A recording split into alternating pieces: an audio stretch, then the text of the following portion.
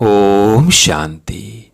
आज 7 मई 2025 की साकार मुरली। आज बाबा ने कहा, मीठे बच्चे, निश्चय ज्ञान योग से बैठता, साक्षात्कार से नहीं। साक्षात्कार की ड्रामा में नूंद है, बाकी उससे किसी का कल्याण नहीं होता। प्रश्न, बाप कौन सी ताकत नहीं दिखाते, लेकिन बाप के पास जादूगरी अवश्य है। उत्तर, मनुष्य समझते हैं भगवान तो ताकतमंद है, वो मरे हुए को भी जिंदा कर सकते हैं, परंतु बाबा कहते यह ताकत मैं नहीं दिखाता। बाकी कोई नौधा भक्ति करते हैं तो उन्हें साक्षात्कार करा देता हूँ। यह भी ड्रामा में नूंद है। साक्षात्कार कराने की जादूगरी बाप के पास है, इसलिए कई बच्चों को घर बैठे भी ब्रह्मा व श्री कृष्ण का साक्षात्कार हो जाता है। गीत है, कौन आया मेरे मन के द्वारे। ओम शांति। यह बच्चों के अनुभव का गीत है। सत्संग तो बहुत है, खास भारत में तो ढेर सत्संग है, अनेक मतांतर है। वास्तव में वो कोई सत्संग नहीं, सत्संग एक होता है। बाकी तुम वह किसी विद्वान, आचार्य, पंडित का मुंह देखेंगे, बुद्धि उस तरफ जाएगी। या फिर अनोखी बात है, यह सत्संग एक ही बार इस संगम युग पर होता है। यह तो बिल्कुल नई बात है। उस बेहद के बाप का शरीर तो कोई है नहीं। कहते हैं, मैं तुम्हारा निराकार शिव बाबा हूँ।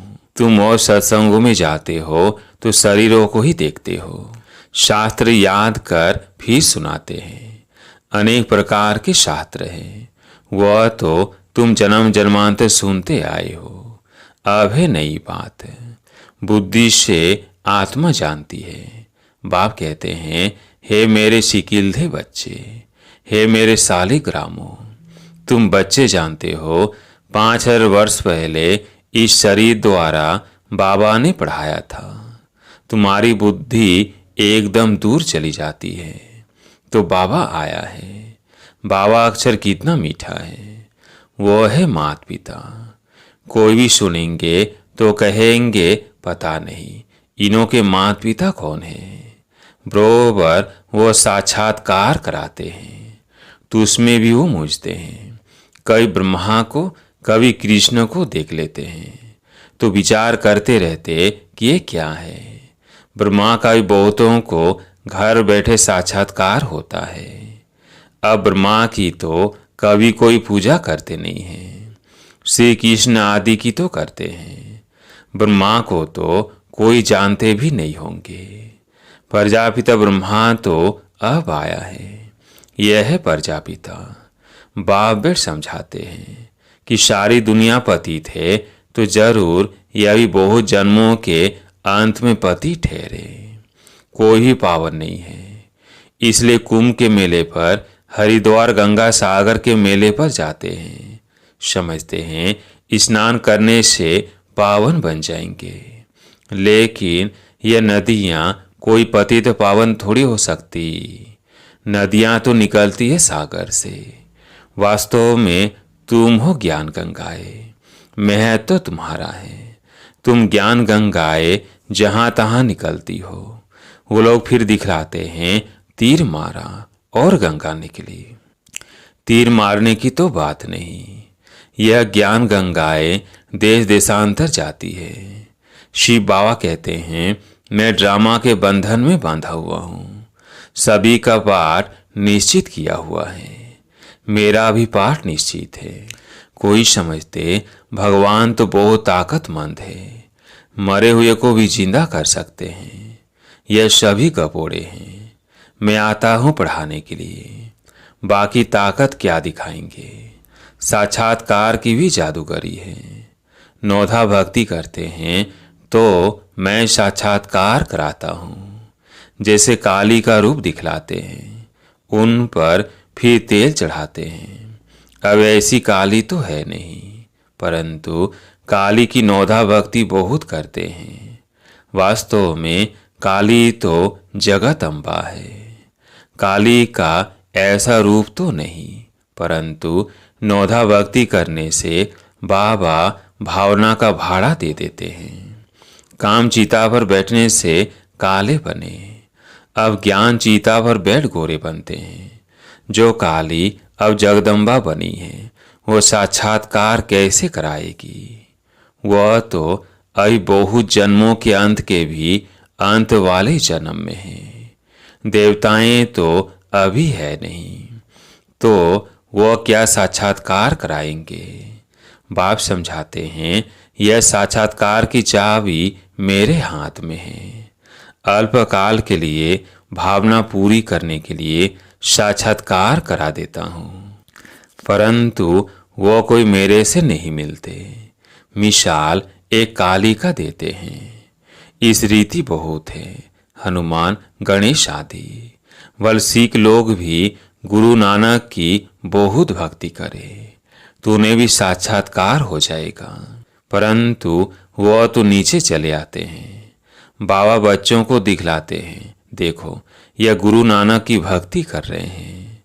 साक्षात्कार फिर भी मैं कराता हूँ, वो कैसे साक्षात्कार कराएंगे? उनके पास साक्षात्कार कराने की चाबी नहीं है। यह बाबा कहते हैं, मुझे विनाश स्थापना का साक्षात्कार भी उस बाबा ने कराया, परंतु साक्षात्कार से कोई का भी कल्याण नहीं। ऐसे तो बहुतों को साक्षात्कार होते थे, आज वो है नहीं। बहुत बच्चे कहते हैं, हमको जब साक्षात्कार हो तो निश्चय बैठे, परंतु निश्चय साक्षात्कार से नहीं हो सकता। निश्चय बैठता है ज्ञान और योग से। 5000 वर्ष पहले भी मैंने कहा था कि यह साक्षात्कार मैं कराता हूँ। मीरा ने भी साक्षात्कार किया। ऐसे नहीं कि आत्मा वहाँ चली गई, नहीं, बैठे बैठे साक्षात्कार कर लेते हैं, लेकिन मेरे को नहीं प्राप्त कर सकते। बाप कहते हैं, कोई बात का संशय हो तो जो भी ब्राह्मणियाँ यानी टीचर्स है उनसे पूछो। यह तो जानते हो, बच्चियाँ भी नंबरवार है, नदियाँ भी नंबरवार होती है। कोई तो तालाब भी है, बहुत गंदा बासी पानी होता है, वहाँ भी श्रद्धा भाव से मनुष्य जाते हैं। वह है भक्ति की अंध श्रद्धा। कभी भी कोई से भक्ति छुड़ानी नहीं है। जब ज्ञान में आ जाएंगे तो भक्ति आप ही छूट जाएगी। बाबा भी नारायण का भक्त था। चित्र में देखा लक्ष्मी दासी बन नारायण के पांव दबा रही है, यह बिल्कुल अच्छा नहीं लगा। सतयुग में ऐसा होता नहीं। तो मैंने एक आर्टिस्ट को कहा कि लक्ष्मी को इस दासी पने से विदाई दे दो। बाबा भक्त तो था, परंतु ज्ञान थोड़ी था। भक्त तो सभी है, हम तो बाबा के बच्चे मालिक हैं। ब्रह्मांड का भी मालिक बच्चों को बनाते हैं। कहते हैं, तुमको राज्य भाग्य देता हूँ। ऐसा बाबा कभी देखा? उस बाप को पूरा याद करना है। उनको तुम इन आंखों से नहीं देख सकते, उनसे योग लगाना है। याद और ज्ञान भी बिल्कुल सहज है। बीज और झाड़ को जानना है। तुम उस निराकारी झाड़ से साकारी झाड़ में आए हो। बाबा ने साक्षात्कार का राज भी समझाया, झाड़ का राज भी समझाया। कर्म अकर्म विकर्म की गति भी बाबा ने समझाई है। बाप, टीचर, गुरु तीनों से ही शिक्षा मिलती है। अभी बाबा कहते हैं, मैं तुमको ऐसा शिक्षा देता हूँ, ऐसे कर्म सिखलाता हूँ, जो तुम 21 जन्म सदा सुखी बन जाते हो। टीचर शिक्षा देते हैं ना, गुरु लोग भी पवित्रता की शिक्षा देते हैं अथवा कथाएं सुनाते हैं, परंतु धारणा बिल्कुल नहीं होती। यहाँ तो बाप कहते हैं, अंतमति सो गति होगी। मनुष्य जब मरते हैं तो भी कहते हैं राम राम कहो, तो बुद्धि उस तरफ चली जाती है। अभी बाप कहते हैं, तुम्हारा साकार से योग छूटा। अब मैं तुमको बहुत अच्छे कर्म सिखलाता हूँ। श्री कृष्ण का चित्र देखो, पुरानी दुनिया को लात मारते और नई दुनिया में आते हैं। तुम भी पुरानी दुनिया को लात मार नई दुनिया में जाते हो। तो तुम्हारी नर के तरफ है लात और स्वर्ग तरफ है मुंह। शमशान में भी अंदर जब घुसते हैं तो मुर्दे का मुंह उस तरफ कर लेते हैं, लात पिछाड़ी तरफ कर लेते हैं। तो ये चित्र भी ऐसा बनाया है। मम्मा बाबा और तुम बच्चे, तुमको तो मम्मा बाबा को फॉलो करना पड़े जो उनकी गद्दी पर बैठो। राजा के बच्चे प्रिंस प्रिंसेस कहलाते हैं ना। तुम जानते हो हम भविष्य में प्रिंस प्रिंसेस बनते हैं। ऐसा कोई बाप टीचर गुरु होगा जो तुमको ऐसे कर्म सिखलाए। तुम सदा काल के लिए सुखी बनते हो। यह शिव बाबा का वर है, वो आशीर्वाद करते हैं। यह नहीं, हमारे ऊपर उनकी कृपा है। सिर्फ कहने से कुछ नहीं होगा, तुमको सीखना होता है। सिर्फ आशीर्वाद से तुम नहीं बन जाएंगे, उसकी मत पर चलना है। ज्ञान और योग की धारणा करनी है। बाप समझाते हैं कि मुख से राम राम कहना भी आवाज हो जाता। तुमको तो वाणी से परे जाना है, चुप रहना है। खेल भी बहुत अच्छे अच्छे निकलते हैं। अनपढ़े को बुद्धू कहा जाता है। बाबा कहते हैं कि अब सभी को भूलकर तुम बिल्कुल बुद्धू बन जाओ। मैं जो तुमको मत देता हूँ उस पर चलो। परम धाम में तुम सभी आत्माएं बिना शरीर के रहती हो, फिर यहाँ आकर शरीर लेती हो, तब जीव आत्मा कहा जाता है। आत्मा कहती है मैं एक शरीर छोड़ दूसरा लेती हूँ। तो बाप कहते हैं मैं तुमको फर्स्ट क्लास कर्म सिखलाता हूँ। टीचर पढ़ाते हैं, इसमें ताकत की क्या बात है। साक्षात्कार कराते हैं, इसको जादूगरी कहा जाता है। मनुष्य देवता बनाना, ऐसी जादूगरी कोई कर न सके। बाबा सौदागर भी है, पुराना लेकर नया देते हैं। इनको पुराना लोहे का बर्तन कहा जाता है। इनका कोई मूल्य नहीं है। आजकल देखो तांबे के भी पैसे नहीं बनते, वहाँ तो सोने के सिक्के होते हैं। वंडर है ना, क्या से क्या हो गया है। बाप कहते हैं मैं तुमको नंबर 1 कर्म सिखलाता हूँ। मन मना भव हो जाओ। फिर है पढ़ाई जिससे स्वर्ग का प्रिंस बनेंगे। अभी देवता धर्म जो प्राय लोप हो गया है वो फिर से स्थापन होता है। मनुष्य तुम्हारी नई बातें सुनकर वंडर खाते हैं। कहते हैं कि स्त्री पुरुष दोनों ही इकट्ठे रह पवित्र रह सके, यह कैसे हो सकता। बाबा तो कहते भले इकट्ठे रहो, नहीं तो मालूम कैसे बढ़े। बीच में ज्ञान तलवार रखनी है, इतनी बहादुरी दिखानी है। परीक्षा होती है तो मनुष्य इन बातों में वंडर खाते हैं, क्योंकि शास्त्रों में तो ऐसी बातें है नहीं। यहाँ तो प्रैक्टिकल में मेहनत करनी पड़ती है। गंधर्वी विवाह की बात यहाँ की है। अभी तुम पवित्र बनते हो तो बाबा कहते बहादुरी दिखलाओ। सन्यासियों के आगे सबूत देना है। समर्थ बाबा ही सारी दुनिया को पावन बनाते हैं। बाप कहते हैं भल साथ में रहो, शिव नंगन नहीं होना है। ये सभी है युक्तियाँ, बड़ी जबरदस्त प्राप्ति है। सिर्फ एक जन्म बाबा के डायरेक्शन पर पवित्र रहना है।